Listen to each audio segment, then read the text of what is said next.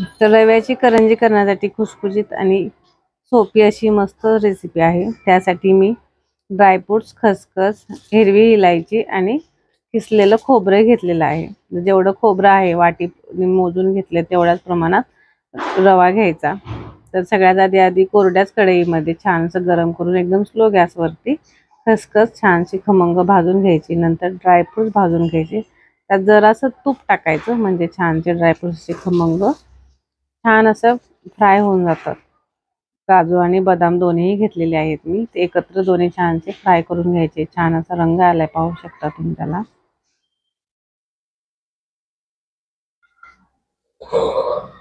नंतर ड्रायफ्रुट्स काढून झाले का त्याच कढईमध्ये थोड्याशा अगदी तुपामध्ये कमीत कमी तुपाचा वापर केलेला आहे मी।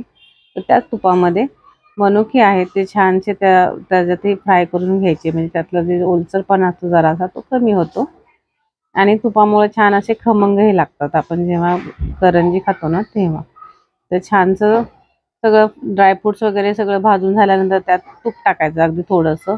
जेवढं खोबऱ्याचा खीस आहे तेवढ्याच प्रमाणात मी रवा घेतलेला आहे। बारीक रवा आहे हा।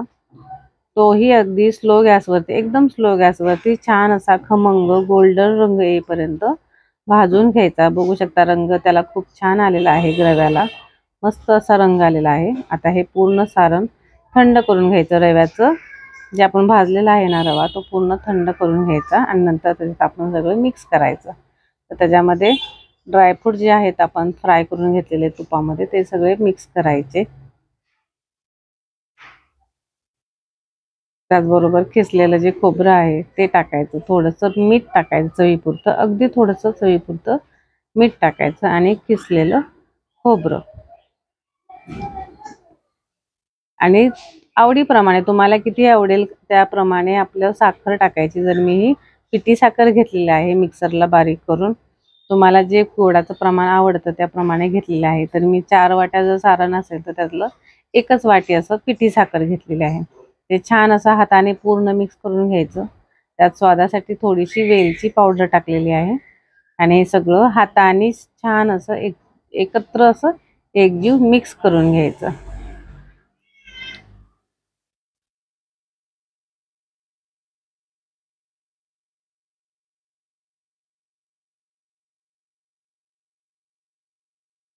छानसं मिक्स झालेलं आहे सारण। तर आता करंजीचं पीठ तयार करण्यासाठी जे असतं खुसखुशीत छान करंजीचे ते वरचे लेयर्स असतात ना ते तयार करण्यासाठी मी बरोबर समप्रमाणात मैदा आणि बारीक रवा घेतलेला आहे। त्यात चवीपुरतं मीठ टाकलेलं आहे आणि त्याच्यामध्ये गरम कडकडीत तेल गरम करून टाकलेलं आहे। तर त्याला आपण मोहन म्हणतो। तर 1 चमचा त्याच्यात बरोबर मी तेल टाकलेलं आहे आणि ते चमच्याच्या साहाय्याने हलवायचं कारण तेल गरम आहे, हाताला चटका बसू शकतो। छान पिठाला सगळीकडे तेल लावून घ्यायचं आणि पीठ सॉफ्ट असा डो तो तयार करून घ्यायचा। त्याचबरोबर मी एका पिठामध्ये वाटीमध्ये थोडंसं पीठ घेतलेलं आहे। तर त्याच्यामध्ये जरासं बेसन पीठ घेतलंय आणि थोडं कॉर्नफ्लोअर घेतलेलं आहे। त्याच्यामध्ये गरम तेल टाकून हे छान असं करंजीला सॉफ्टपणा येण्यासाठी ना ते असं पारी तयार करायसाठी करून ठेवलेलं आहे। त्याचबरोबर आपलं पीठही पाणी टाकून छान सॉफ्ट डो तयार करून घ्यायचा आणि हे 15 ते 20 मिनिटं छान असं पीठ मुरत ठेवायचं म्हणजे ते छान असं सॉफ्ट होतं। त्यातला रवा आहे तोही छान असा फुलला जातो। नंतर सगळ्या समान गोळे तयार करून घ्यायचे आणि बारीक पातळ अशी पोळ्या लाटून घ्यायची आणि त्याच्या एकावर एक ठेवून आतमध्ये जे आपण तयार करून घेतलं होतं ना ते बेसनाचं ते लावायचं आणि त्याचं लेयर्ससारखं असं तयार करून घ्यायचं। म्हणजे करंजीचं जे वरचं सारण असतं ना ते खूप दिवस असं खुसखुशीत राहतं, छान असं क्रिस्पी राहतं खूप दिवस ते। नाहीतर करंजीचं काय होतं की 1-2 दिवस ते छान असं वरचं लेयर चांगलं लागतं नंतर ते कडक कडक होत जातं। जर अशा प्रकारे केलं तर ते जास्त दिवस ते खुसखुशीत राहतं वरचे लेयर्स।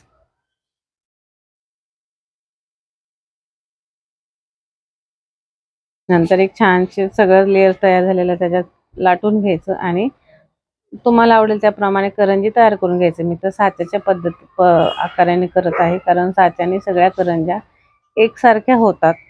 जर फिरकीने कट केलं तरी काही हरकत नाही, पण करंज्या लहान मोठ्या होतात म्हणून अशा तऱ्हेने साच्या मार्केटमध्ये भेटतातच आजकाल, त्याच्याने करून घ्यायचे आणि मीडियम गॅसवरती छानसे फ्राय तळून घ्यायचं. हे करंज्या खूप छान असं होतात आणि पटकन होतात. फक्त करंज्या करायला वेळ लागतो पण तळायला वेळ लागत नाही. आधी तेल गरम किती झाले ते चेक करायचं आणि मग मीडियम गॅसवरती दोन्ही साईडने छानशी खमंग अशी करंज्या तळून घ्यायच्या. व्हिडिओ आवडला असेल तर व्हिडिओला लाईक, शेअर आणि सबस्क्राईब नक्की करा आणि सगळ्यांना दिवाळीच्या खूप खूप शुभेच्छा. धन्यवाद.